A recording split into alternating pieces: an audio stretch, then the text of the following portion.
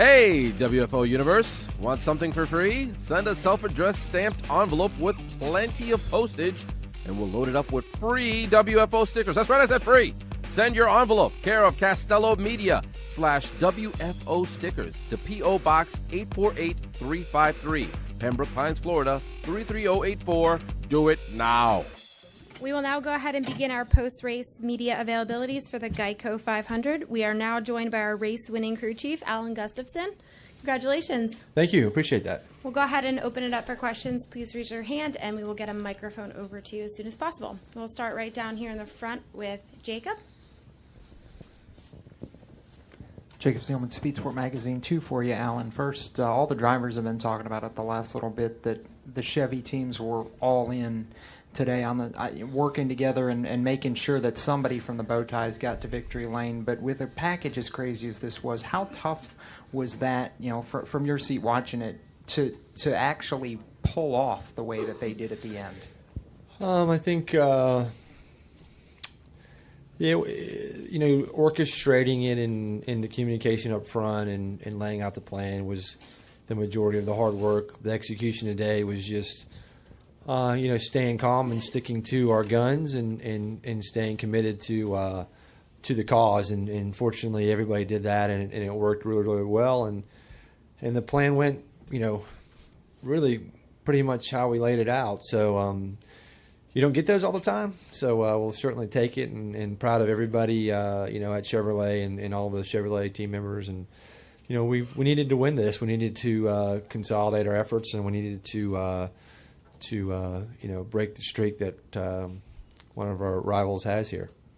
And now with what Chase has done, he's got basically the last 2 years been carrying the banner for this Hendrick team. How have you seen him grow, and what does a win like this do for you guys as a team going forward? Well, certainly it's a good points day and a solid effort and it's what we do this for, is to win, and really proud of that. Happy for Chevrolet. I'm happy for Mr. Hendrick. Obviously happy for Chase, and really happy for the guys on the team. They've worked really, really hard and really haven't had the results to pay off their efforts. And just thinking back through the years, we've been so close to winning one of these restrictor plate races for so long, and just never been able to do it. So really happy for them that we were able to get that done today. We'll go down to the front to Bob, and then we'll go up to the press box. Bob Hockers, Fox Sports. The next two races are Dover and Kansas. You won both of those last year, so I'm curious, did you have a better feeling of a potential win going into today or in the 2 weeks after today? That's a good question. I would, probably of the three, I was most looking forward to Dover. I don't know if that's just because I like the track and like to go there and race at it, or typically, besides the win, we have pretty good track record there. So I was looking forward to getting to Dover. I was looking forward to coming here, but it's just, you get a little beat down after doing it for so long and not getting the results, and how fickle it can be. So certainly don't want to say I wasn't looking forward to coming here, but you're a bit cautious with your expectations, because this place can bite you in a second. We'll go up to the press box. You guys can go ahead and ask your question. Okay. We'll go to the back to Matt Weaver. Matt Weaver, Auto Week. You've had the opportunity to work with Eddie DeHaan as the spotter dating back to Jeff, and that's carried over to Chase as well. And just being able to monitor that relationship as Chase has progressed as a plate driver, and how much he's taken on kind of a leadership role in getting Chase to be a better plate-style driver. But from your standpoint, what has it been like to have Eddie take on that leadership role for here in Daytona? Well, I love Eddie. He's a great friend of mine, and we've worked together for a long time now. I don't really, be honest with you, know how many years, and we have a great relationship, and we work well together. And I think, the biggest thing that accolade I want to give Eddie is, he really had a good cadence and a good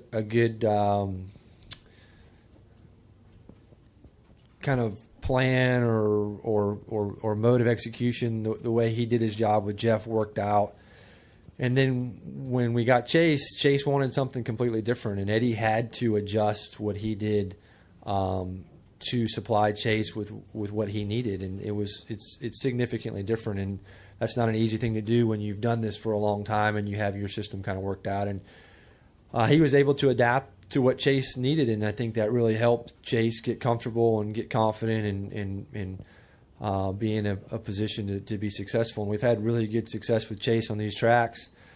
And Chase is a really good plate racer. He's been a good plate racer since the day I started working with him. So, Eddie's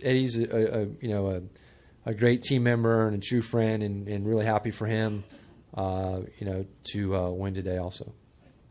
We'll go over to the right to Jim Utter. Jim Utter, motorsport.com. Alan, regardless of the Chevrolet plan, if the race had stayed green, were you fully prepared to see Alex give it a shot? And how did you think you guys were positioned to hold him off if it stayed green? Absolutely. I mean, you kind of knew it was coming, and he was going to need some help behind him, and I don't know how much he was going to get. Certainly he was going to form a plan, and I think in those situations, you have to have a big enough run that the leader can't block, and that was going to be the key. So we certainly were going to try to block it. Certainly he was going to throw it. I'd like to believe that it would have ended up with one of the two of us winning, but who knows? Could have both been wrecked. So it's just part of it. We'll go to Dustin. Dustin Long, NBC Sports. Alan, obviously a lot of communication with Chevy and the teams this week to work together. What was it like to sit in those type of meetings? I guess there were meetings with you guys, with drivers, with spotters. I mean, it sounded like there was a lot of conversation, and I don't think that's something that you guys have had to this degree maybe before. No, you're correct. We've tried before to very little success. There certainly wasn't ever as much effort as we have had over the last few weeks, and I think Jim Campbell deserves a lot of credit for stepping up and facilitating it all, and drawing the box of guidelines that we're going to have to work in, and then everybody quickly agreed to that and continue to push forward to support Chevrolet, and that, like I said, we've tried this before, and it's really been a pathetic attempt at it, and today was a culmination of a lot of hard work and a lot of effort by all the Chevy teams. And I think all those guys, certainly the drivers and the crew chiefs and the team managers, they share in this victory because they were a huge part of that and a huge part of the success today. Are there any additional questions? We'll go down here to Bob. Bob Hawkers, Fox Sports. What did the wins at Dover and Kansas last year mean to you? As just as far as the team, you had the one win at the Glen, and then, how much did that solidify you guys as a team and as a team to be reckoned with and everything? Yeah, I think, to win the championship and to get to Homestead, you've got to be able to win races, and that was the hurdle that we hadn't been able to get over. And we won the Glen and it was fantastic, but you've got to win in the playoffs, and you've got to win when everybody's on their best game, and I think at both those tracks we did a really good job, and were able to win in crunch time, and had really fast cars, and it kind of stands out to me. Dover, I just love Dover because when you win Dover, you've done something. That's a really tough, fast track. There's no place to hide. There's no way you can get away with not being on the edge all day, and then that's what kind of remember Dover. And then Kansas, to be honest with you, as much as we had struggled on the mile-and-a-half tracks last year, I didn't feel like there was any way we were going to win a mile-and-a-half track. I just didn't think it was going to happen, and we worked really hard at that mile-and-a-half program, and had a test at Kansas, went fantastic, and we were really solid all week, and really were in position all day long. So that was what kind of stood out to me about Kansas. How do you feel about your mile-and-a-half program now? About like I did last year, Bob. That's between me and you. All right, Alan. Thank you. Thank you. Congratulations. Appreciate it. And we're now joined by our race Winner Chase Elliott, driver of the number 9 Mountain Dew Little Caesars Chevrolet for Hendrick Motorsports. Congratulations, Chase. Thank you. We'll go ahead and open it up for questions. Please raise your hand and we'll get right over to you. Start down here with Jacob. Jacob Seelman, Speed Sport Magazine. Chase, 2 for you. First, after last year, the 3 wins and making the playoff push that you did, how big is a win like this early in the season just to solidify your place here and to know, to more or less show everybody else, hey, this wasn't a fluke. We're here, and we're here to stay. Yeah, it was just, last year obviously was good with the 3 wins. The cool thing about today is how early in the year it is, and those playoff points propelling some of those guys to the Final Four. Obviously, you need to win at other places, aside from a speedway too. But a sticker's a sticker, and the playoff points are what they are. And I think it's important to rack them up as early as you can, as long as you can keep stacking on top of it. So it's certainly a big deal. Excited about it, and just nice to get a speedway win. We've been close and had some really fast cars, and Alan's never won one in his 15 years crew chiefing or however many years it's been, so that's pretty cool. And just looking forward to enjoying it. It took you a while to get to victory lane, but now you've got 4 wins in the last 8 months. How have you grown as a driver over this journey and really over the span of the last year or so as you've started to kind of come into your own? Yeah, just, trying not to just ride the roller coaster, try not to be too up on the ups and too down on the downs. It's there's just so many things that are out of my control and out of my hands. You have to just kind of roll with it some days, and that's not fun. Sometimes it is. Days like today, it's fun to roll with it. Richmond, it was not fun rolling with it, so it's just one of those things where you just have to appreciate the good days and enjoy them. I mean, these races are too hard to win not to enjoy them, and you never know if or when you're ever going to win another one. And I think having such a hard road to get to win number 1 made me realize that and appreciate it more than I would have if I'd been able to get a win right off the bat. So everything kind of runs its course for a reason. We'll go right here in the middle and then in the back to Matt. Doug Turnbull for WSB Radio PRN. Chase, I was just, first off, congratulations.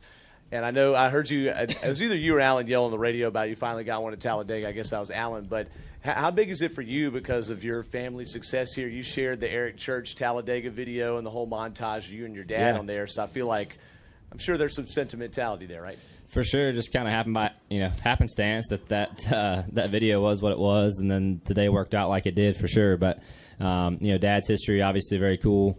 To me, the biggest piece of today is just how much of a home race it felt like after the race. I mean, I was blown away by the people and how fired up everybody was. That was a unbelievable experience, and we are close to home, so that's cool.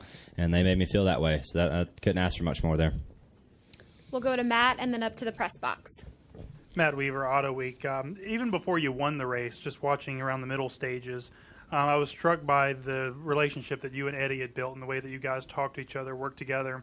And it kind of sent me back to the first time you worked with him in the Cup Series during one of the Daytona Duels came to mind. And I remember he kind of had to teach you a lot of things. He told you very candidly what you were doing wrong. So how has that relationship evolved at Daytona and Talladega to get you to the point to where now you're in victory lane here in the Cup Series? Yeah, well, I mean, Eddie does a good job, and obviously he's been doing this stuff a lot longer than I have. So anytime somebody with that kind of wisdom is going to offer advice, I think you certainly listen. And I think he has grown to know kind of what I like and what I do.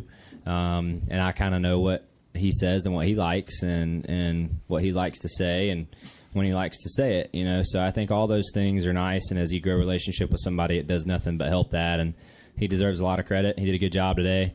The Chevrolet teammates deserve a lot of credit as well.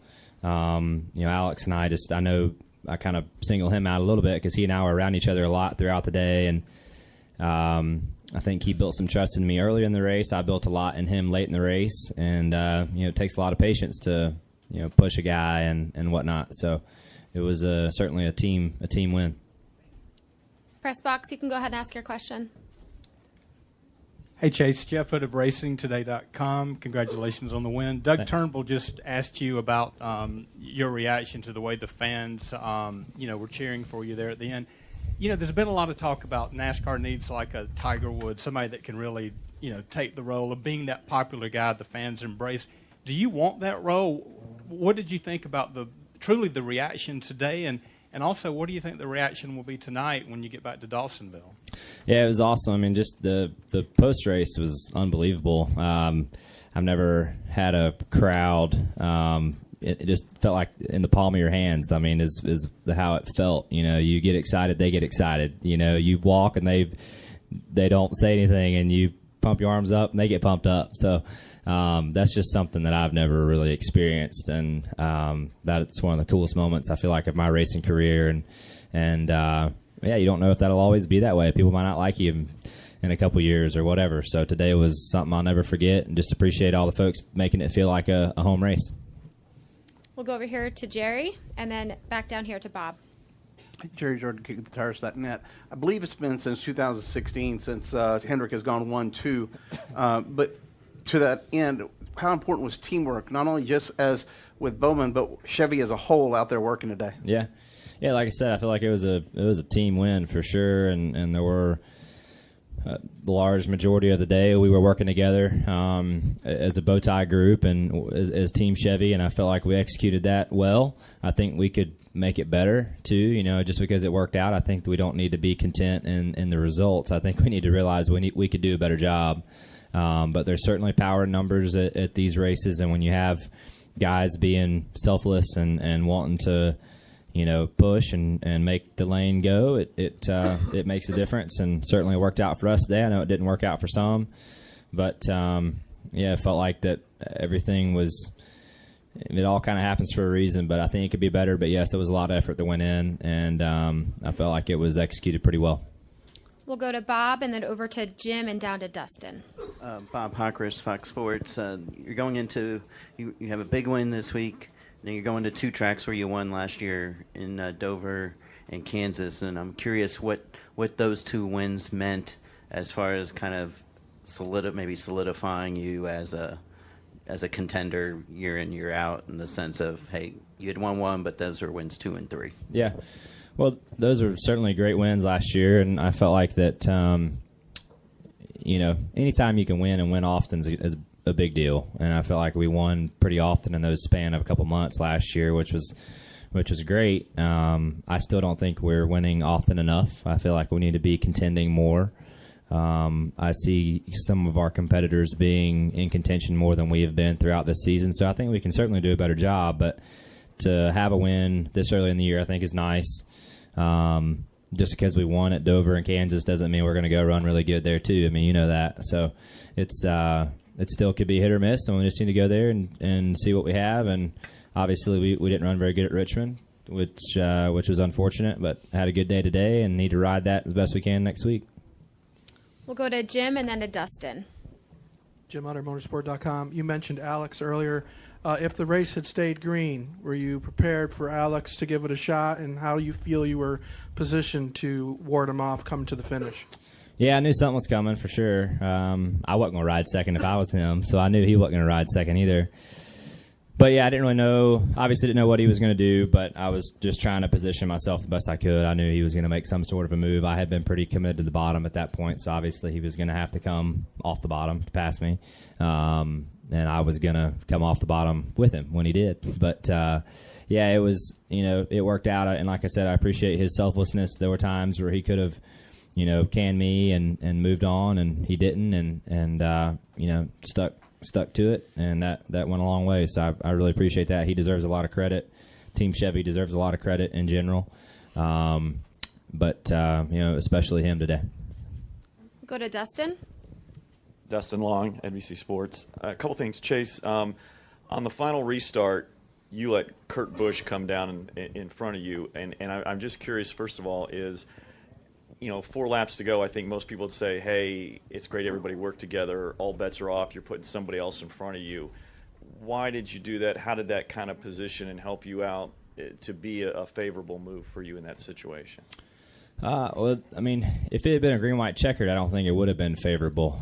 So I think there, having it being more than 3 laps, I felt like there was going to be enough steam and enough momentum up to where the pack was going to be kind of back to normal. But when you get those green-white checkers, I just don't feel like, doesn't seem like there's ever enough energy in it to really make a run at the leader, but I felt like there was going to be some power in numbers with it being that many laps to go. So that was what we did, and, I was really trying to stay with him and trying to, stay the course on all that and be, be a best friend I could be, at that point in time. And he went to make a move on Joey, and honestly, I couldn't get up there to push him fast enough. And if I did, somebody else behind me probably wasn't going to do the same. At some point, that was gonna hurt. So, that's just kind of the way it goes, and you have to realize the shoe could be on the other foot next time, and it's not always going to work out for everybody, and I get that, and it's easy for me to say today, but that's just the way it's going to be at these places. And also, you just talked about just the fan reaction here at the end, but I think back to Watkins Glen. Maybe there weren't as many people, but that was quite a reaction too. What makes this one stand out even more?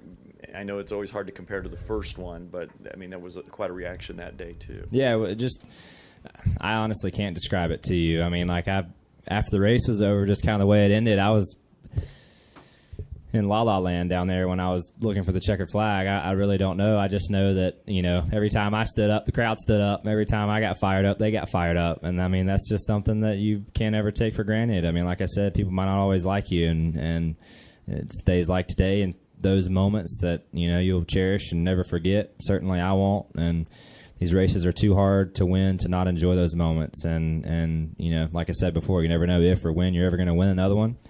And I'll have forever remember getting out of the car and experiencing that. And, there's nobody to thank but the folks watching for that moment and making me feel special. And it being close to home, I think, had a lot to do with that. And they made me feel at home today, which is pretty cool. We'll go down to Lee. Lee Spencer, RacingBoys.com.